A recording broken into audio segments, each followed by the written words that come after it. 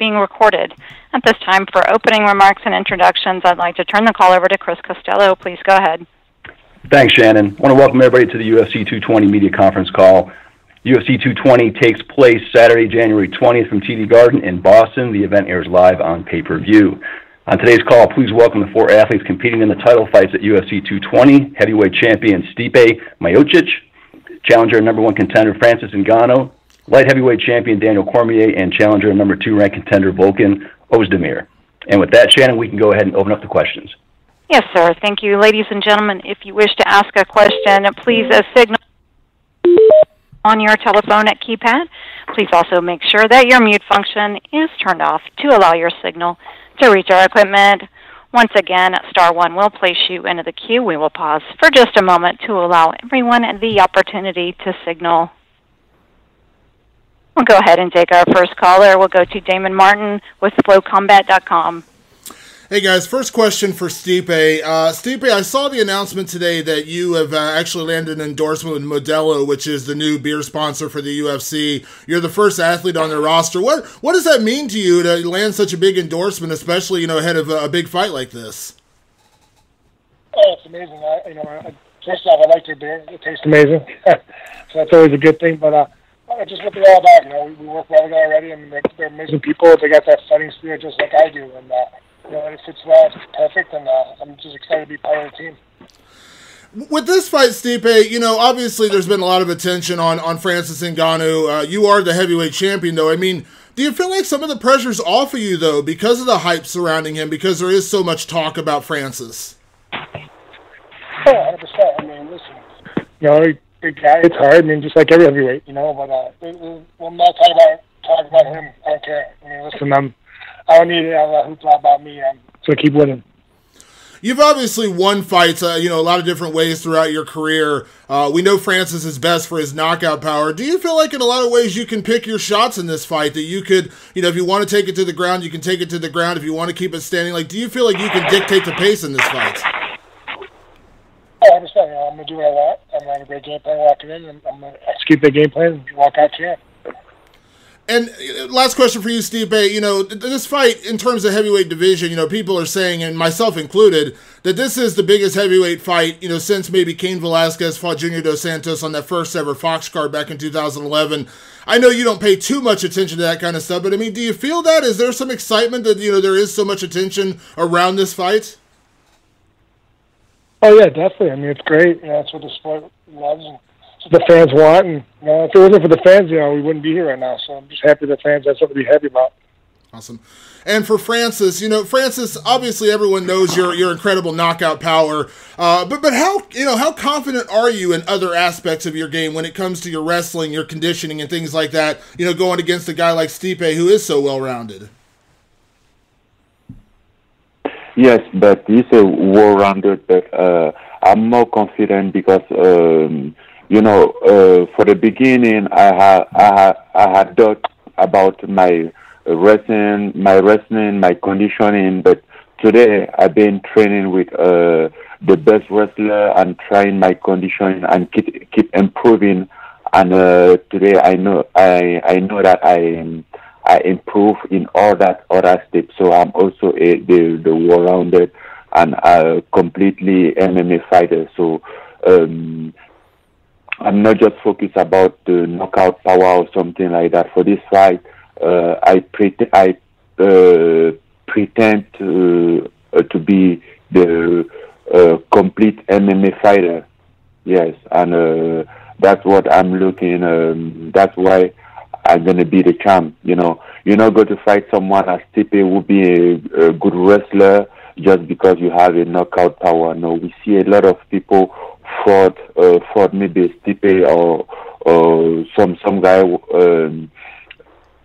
who has a knockout power but lost the fight because knockout power is not enough to win the fight. We see Stipe fought.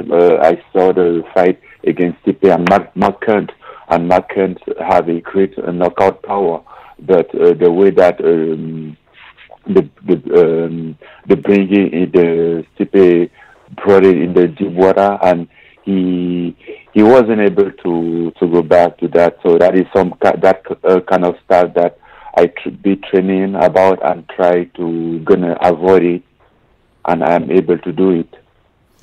And, Francis, coming off such a big knockout over Alistair Overeem, you obviously earned the title shot, but was there any part of you that felt like this maybe came together a little too soon, or were you happy, to turn around and fight? Basically at this point, it's about, not even 8 weeks later, you're fighting again. No, he wasn't soon. It's not soon because, I wasn't prepared about this.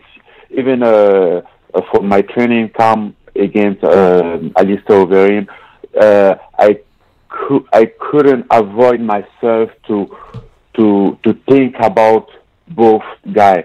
So I was there preparing myself, trying to train for 3 rounds, 5-minute fight, but also 5 rounds because I knew that the fight against Alistair gonna give me Stipe, and he might gonna be right away. So just hope to be injury free, and then get ready for the next opportunity because I knew that they might probably gonna give some fight to Stipe very soon. So I just stay around. And Francis, I mentioned earlier, there's a lot of hype around you going into this fight, and obviously you've earned a lot of that, but do you feel that pressure? I mean, do you feel like there is a lot of pressure on you to win this fight, considering you are the favorite, going against a guy who is, about to fight in a fight that, where he could be the longest reigning heavyweight champion in history? I mean, do you feel that pressure? Do you embrace that pressure? Yes, I do embrace it, but I think I had pressure for my last fight against Alistair than this one because as I said before, I couldn't avoid to thought about this, to think about this 2 fights. So I had that pressure for 2 fights, and now it's only the one for 1 fight, and I'm more confident. I know that I have a skill. I have everything to win this fight. So there are no way to get pressure. And it's something that I dreamed about my whole life. I've been prepared for that. And then today, I get my mind set for that, and we're gonna do it on January 20th. Awesome. And just a couple quick questions. Ladies and gentlemen, as a reminder, it is *1 to be placed into the queue. We next move to Akhilesh Ganavarapu with MMAIndia.com. Hey guys, thank you so much for taking the time. My first couple of questions go to Stipe. Firstly, Stipe, the narrative around this fight is about Ngannou's power. So, what do you think about the narrative being about, Ngannou's power? And the second thing is, even Dana made some rather flattering remarks during the press conference. Do you think people are just pushing the narrative too much going into the fight? No, I mean, he's a big guy. It's hard. I mean, just like every heavyweight. He got his punch measure, I guess. I never saw it, but, it showed me it's hard. I mean, the heavyweight division, I think everyone hits hard.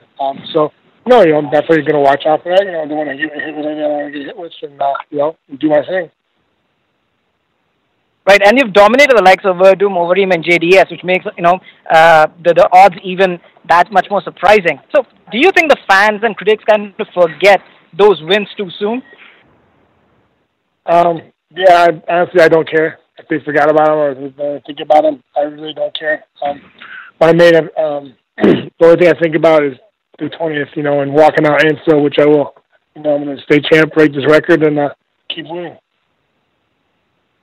Right, and you've also talked about how UFC was pushing Ngannou, and you said they kind of hope that Ngannou beats you. Does that play any factor going into the fight? I mean, does that make you want to prove a point going into the fight against Ngannou? No, I'm going to win, so it's going to prove the point. So I really don't care. He's a great fighter. He's super tough, and he's fought some really good guys, but unfortunately, he hasn't faced anyone like me yet. All right, next couple of questions for Francis. Francis, 4 years ago, you started from nothing, when you joined MMA, when you started doing MMA. Looking back, you're fighting for the title on January 20th. So looking back, what are your thoughts on how far you've come along? My thought is the thought of, that's a kid that always dream about something, always live with a dream. When he go to sleep tonight, he keeps his dream next to him, grew up with it, and today he's approaching the dream. He's on his way to make that dream become true. So it's just something. For me, it's some way to close the chapter of my childhood, to close the chapter of my teenager. You know, it wasn't easy. It was a tough life, and then I didn't have an opportunity to finish with it. But I'm gonna finish with it on January 20th by beating Stipe, Miocic, and take the UFC title. All right, and the surprising thing. The surprising thing is, you said there was more pressure on you for the Overeem fight than this fight. So considering that, how important do you think the victory over Overeem was for you? He was more important, and then, he was very important, but he was someone who's going to drive me on this fight. So at the time, I had two opponents in my mind before get the UFC belt, but now I have only one, so it's different. Right, and you have a solid grappling base as well, and people seem to forget that you have 4 submission wins in your pro MMA career. Do you think that's the case, where people underestimate your grappling? Doesn't matter what people think. I'm an opportunity guy. That is what I'm saying. I'm always looking forward to take the first opportunity that my opponent gives me.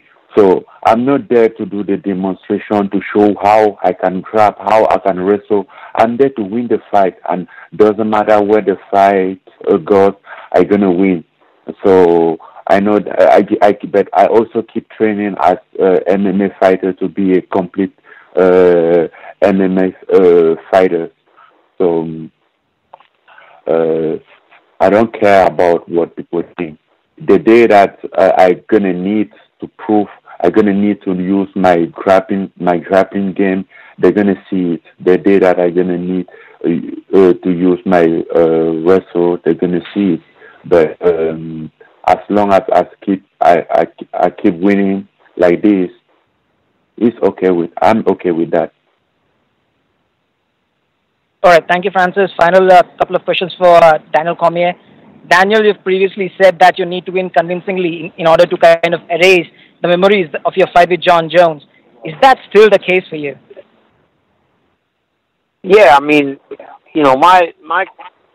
career is so closely tied to those fights that I do need to win in dominant fashion. More so this time because of what happened in the last fight.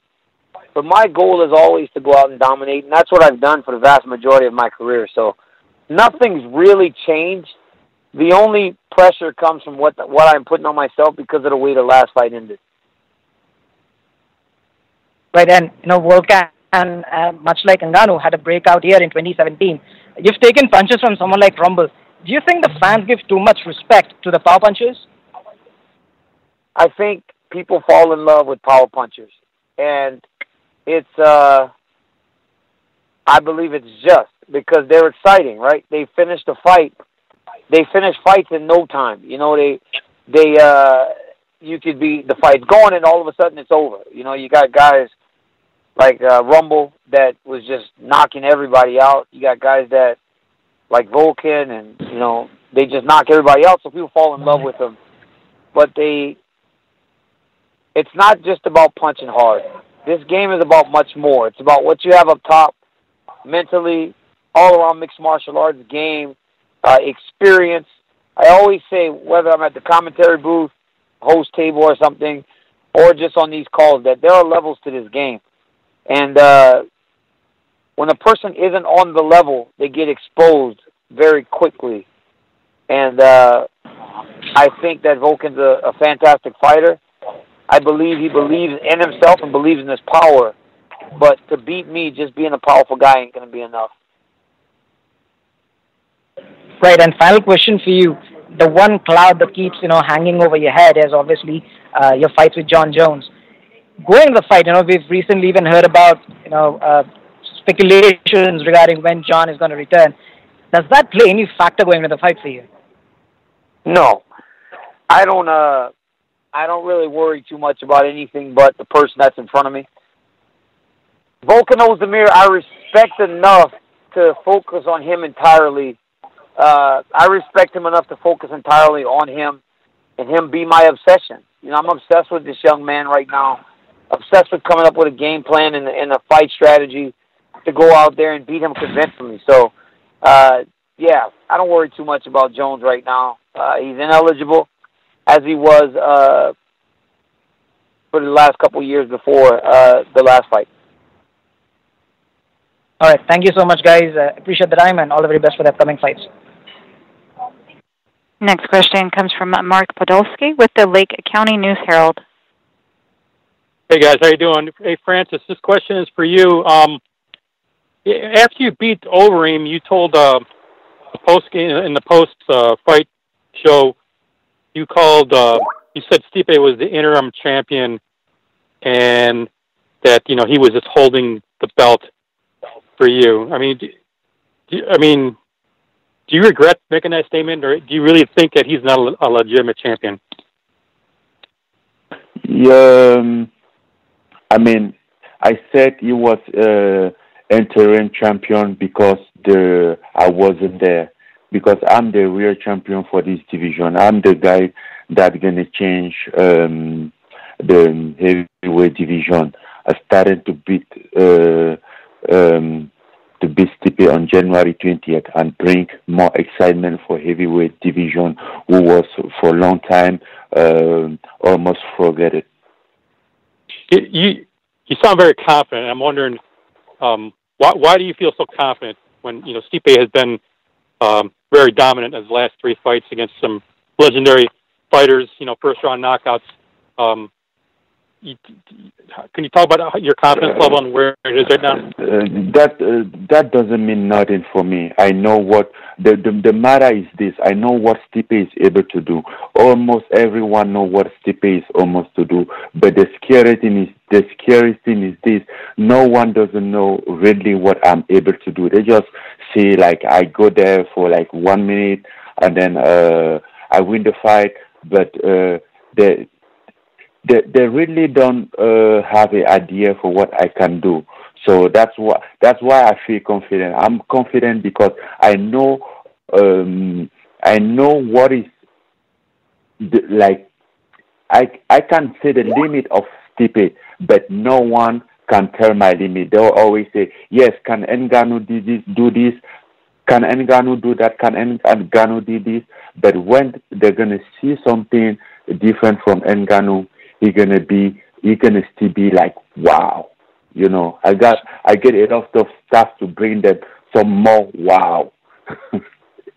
Speaking of that, no one has seen you go past round one. If you do get into one of these all-out wars, we see so few of these heavyweight wars that go into the second, third, even the fourth round. Can you speak on your confidence if this thing goes to third and fourth round, and you've never been pushed to that level in a heavyweight bout? How do you see your conditioning? How do you see your confidence in that respect? I've never been in that level, but I always train for that level. When I go to my training camp, I train and my training camp, my conditioning, everything. I be prepared for the regular fight, for the regular round fight. So even the fight against Alistair Overeem, I was already prepared for 5-round fight because I knew that I'm gonna have Stipe after that. So that is the problem, because people always want to believe what they see, and I think it's gonna be a long time before they really see that, because on January 20th, I don't see myself go third round, fourth round. No, I'm not gonna do that. I just gotta finish Stipe on that 2 round.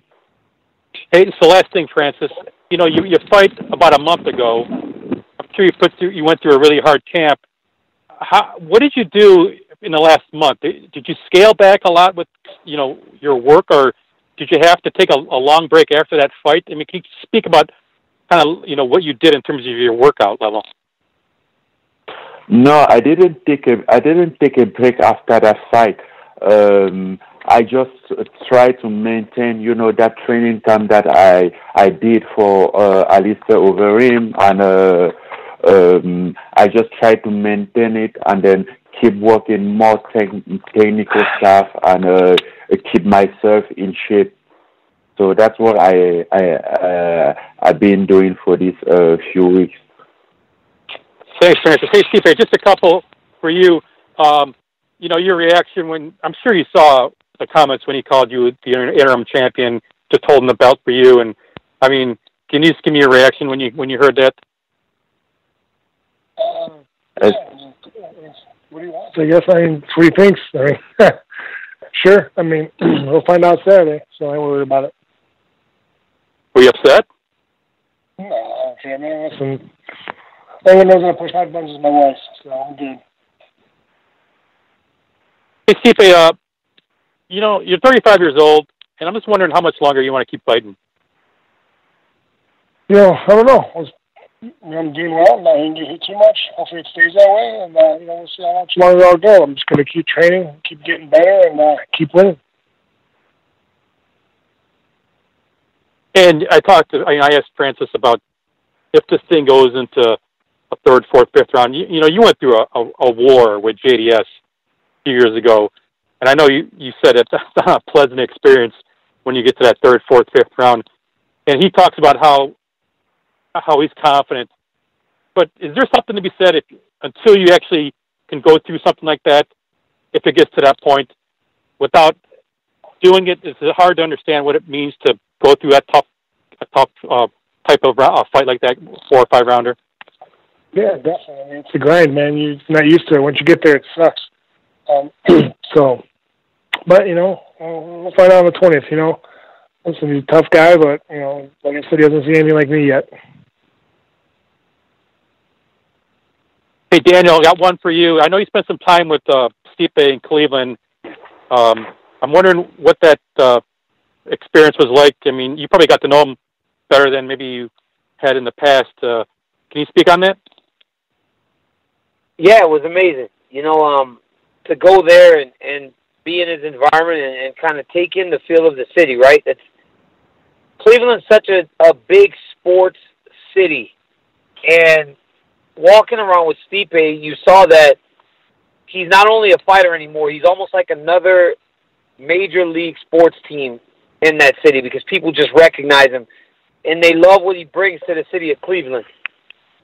Stipe, he's a fantastic guy, great champion, does things in the community that a lot of people don't even know. And it was great to spend the day with him and learn more about Stipe and kind of dig into his mentality. I was, from when we were filming to when we were driving and sometimes not on camera, just kind of really trying to get into his mindset and his mentality as he was preparing for the next few challenges in his heavyweight title reign. And what I learned was that this is a man that truly believes that he's the baddest man on the planet.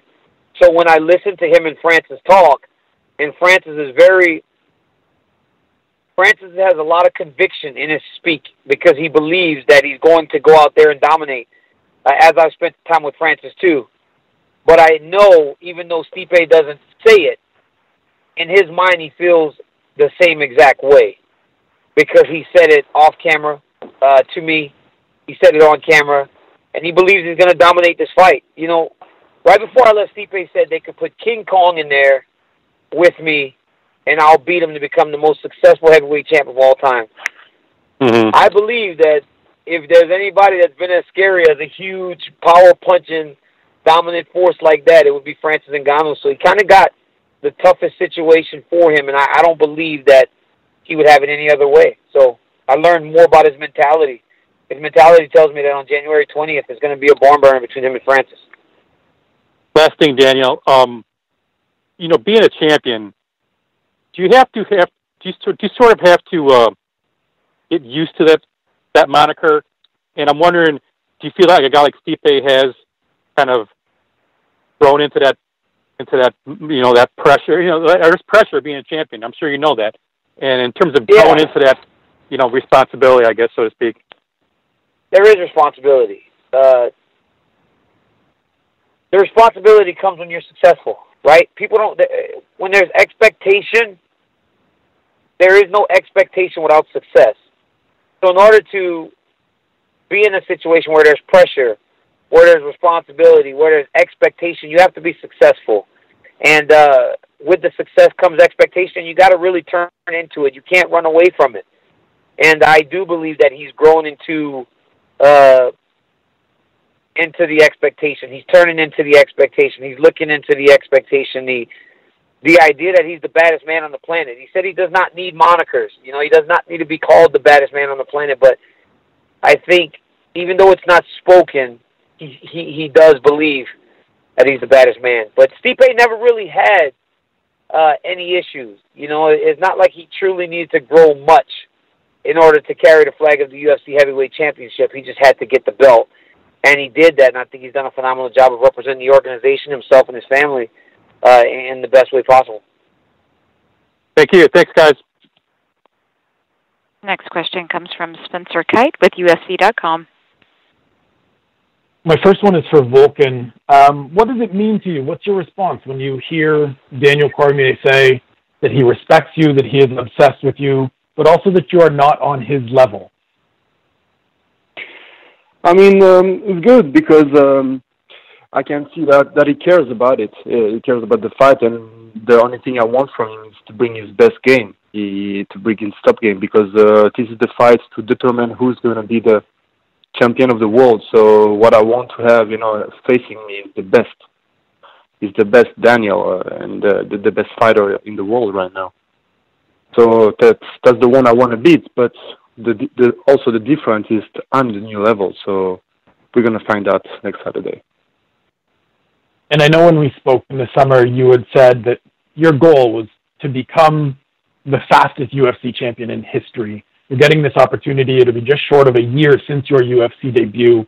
What would it mean to actually accomplish that? Having the goal is one thing, but making it happen is another one. Can you put into words what that would be like for you? It's a process. So that was my number one goal since I signed with the UFC, to be the fastest rising to the belt, and now it's just about grabbing it, accomplishing that goal, and there is only one step left, and it's to knock out Daniel Cormier. And now one for Daniel, if I could. DC, you mentioned earlier that you feel added pressure going into this because of how the last fight with John went. It seems like here we are again, another year, another title defense coming up, and those same questions. Do you feel a responsibility or a desire to kind of really make a point and make a statement this year defending this belt? I think that's always the goal, right? From every time I've stepped into the octagon, I feel like I need to make a statement. There's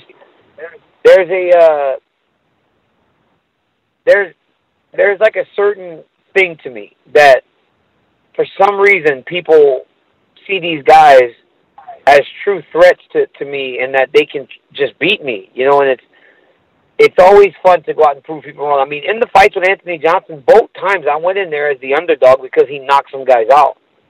That shouldn't warrant a person being favored to win a fight because they can knock somebody out. You got to look at a guy's entire body of work. So when I went into the last fight as the underdog, even though I was the champion, that's fine. I get it, because when you look at Jones's body of work, you see a guy that can compete and win at the highest levels.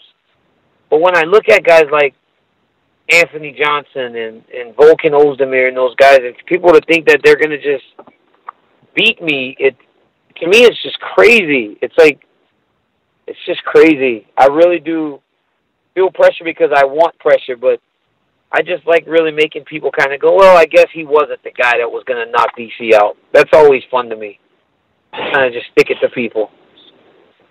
Is there any way for you to not escape John's shadow, but to move on past that rivalry and really solidify your standing? Or is that always going to be the little asterisk that you have to deal with? That's just me. That's my cross to bear, right? I didn't get the job done. If I would have won those fights, then it wouldn't have mattered all those out of the octagon issues. Because I lost, I've got to carry that burden. That's for me to carry. I can't look to escape that, and I'm not trying to. All I do is try to make that motivate me to be better today than I was July 29th, April 10th when I fought Anthony or whatever, and every other day I fought. You know, every battle, every fight, every high-level competition I've been in has to make me better. And I think they do. You know, so I lost that fight on July 29th, but I thought I was the best fighter that I've ever been when I stepped to that octagon. And the guy that stepped into the octagon on July 29th could not lose a mixed martial arts competition of Volkan Oezdemir. It's just the truth. All right. Thanks, gentlemen. Next question comes from Jeffrey Harris with 411 Mania. Good afternoon, everyone. Thank you for joining us today. First question for Daniel. Is there any concern at all that, you know, the legal issues going on with Volkan Oezdemir could be a distraction for him, and that could come into play for discussion after the fight? But that's on him, right? Like, if everything goes according to my plan, what does it matter to me if after I beat him, if he goes to jail? That doesn't affect me. Why should I worry about the issues that this guy has gotten himself into? This has nothing to do with me.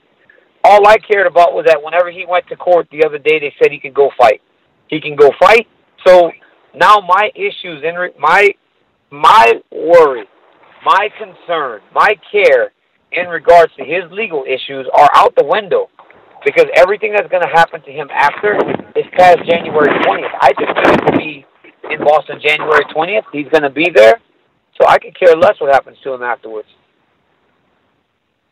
Volkan, on your part, has this been a problem for you? Because I mean, this is the biggest fight of your career. It's a UFC title opportunity.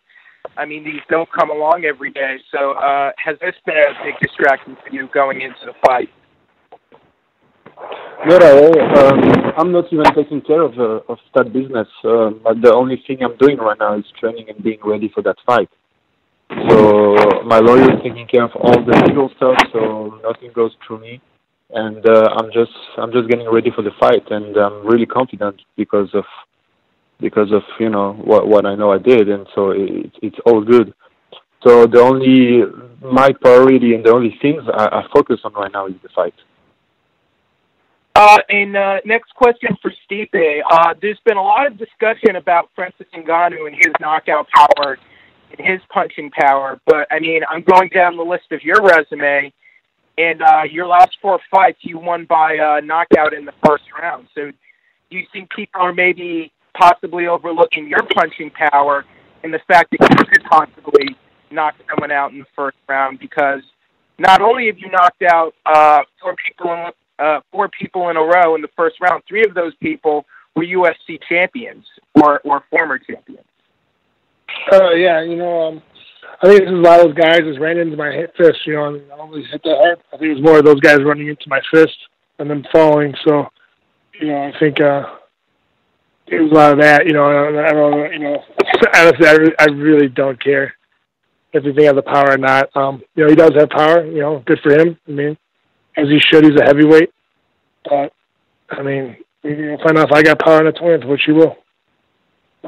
I mean, in studying Francis Ngannou, Stipe, have you noticed any flaws or holes in his game that you and your team think he can exploit?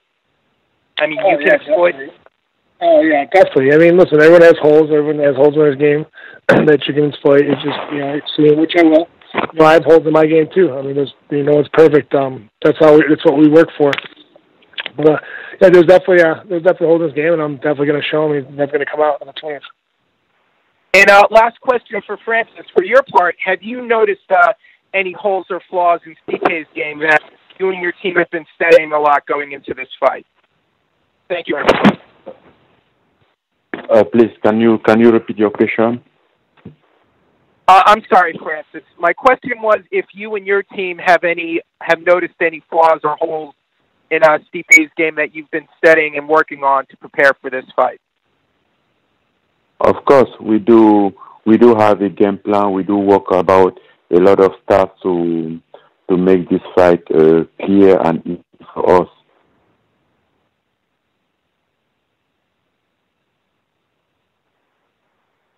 That's it. Thank you. You're welcome. And ladies and gentlemen, that does conclude today's question and answer session. I'd like to turn the conference back to Chris Costello for closing remarks. I want to thank everybody for joining us for today's call. Again, apologies for starting a little bit late today. UFC 220 activities will kick off Wednesday evening in Boston with open workouts. The detailed schedule of events will be distributed